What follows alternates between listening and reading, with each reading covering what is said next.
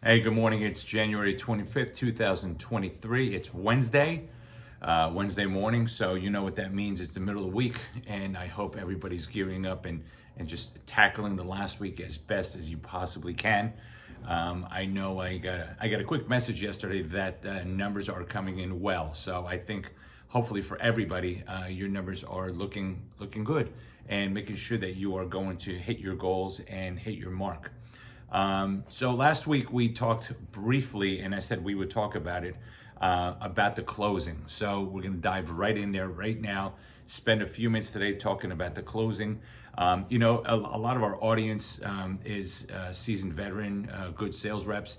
And we have a lot that are just beginning their career into the sales environment. And obviously, this is for all the servers, anybody associated with customer service.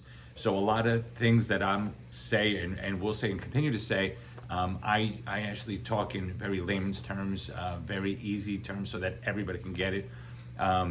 If you already know this, which I assume you may know this, I will be honest with you, just take it as a refresher and kind of remind yourself of some of the things that you should be doing. So just keep that in mind. But for today, let's jump right in there. Let's talk about the close.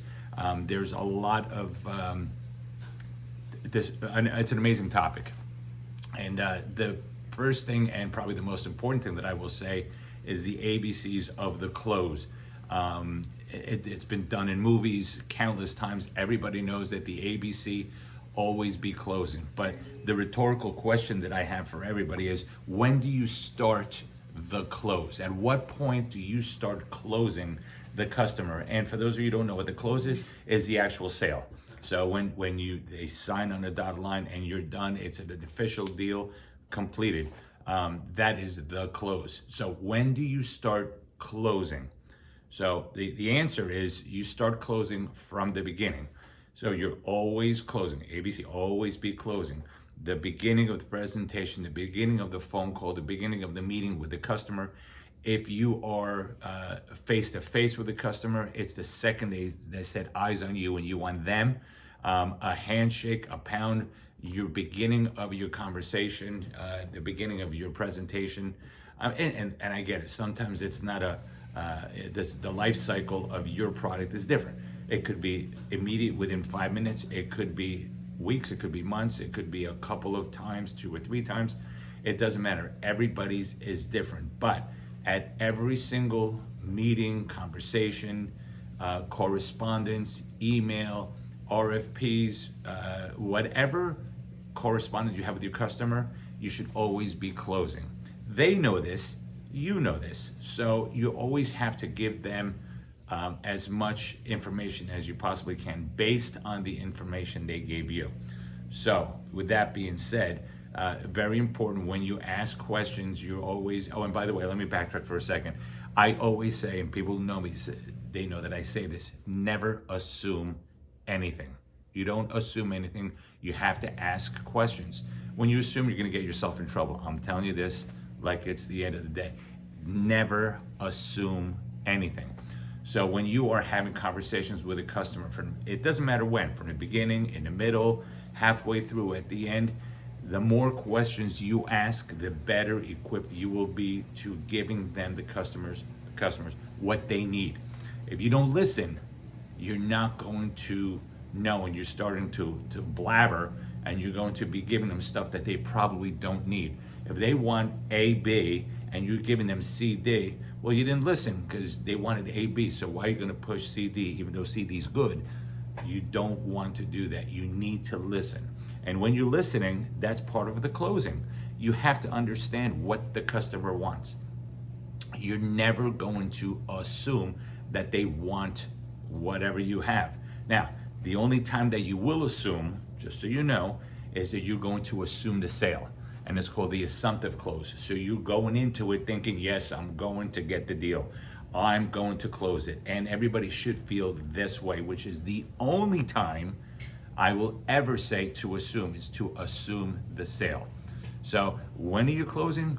All the time. You want to find out what the customer is looking for, what's there's a pain point. There's something they're talking to you for a specific reason. You need to understand what this reason is. You have to ask the questions. And in the beginning part of my career, I used to memorize a lot of stuff.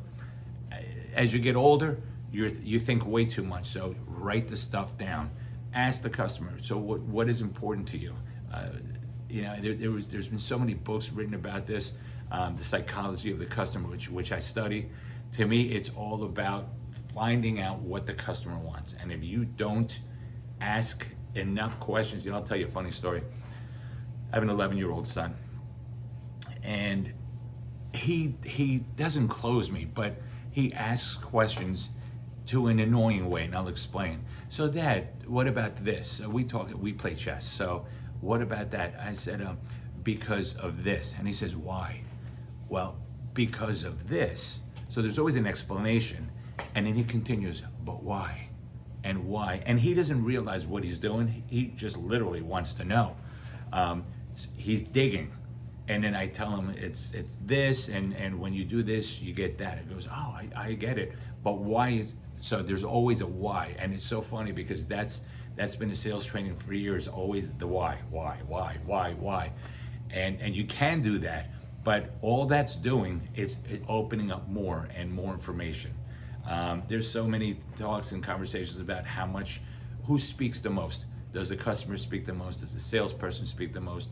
There's the 80-20 split, there's 40-40. There's a lot of different things that people talk about. The reality is it doesn't matter. What's important is you get the information. Whatever the customer is looking for is what you should answer.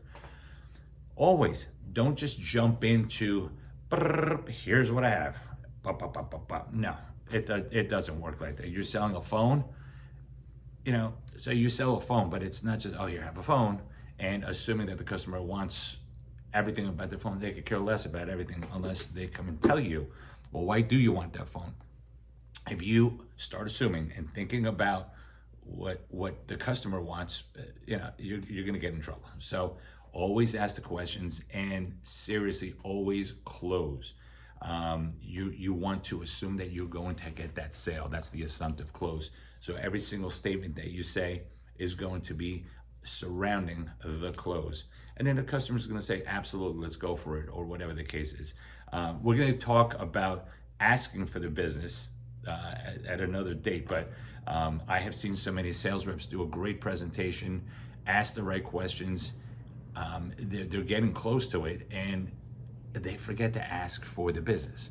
And oh my God, I lose my mind, because you're doing a great job up until a certain point, and you're doing the right things, you're asking the right questions, and then the customer comes out and says, I want to buy, literally, and the sales rep just tries to keep on selling more, and you're done. And I always say, you hit oil, you got it, you struck it, close the deal, let's go for town. So people have a tendency of not doing that. But have a great day.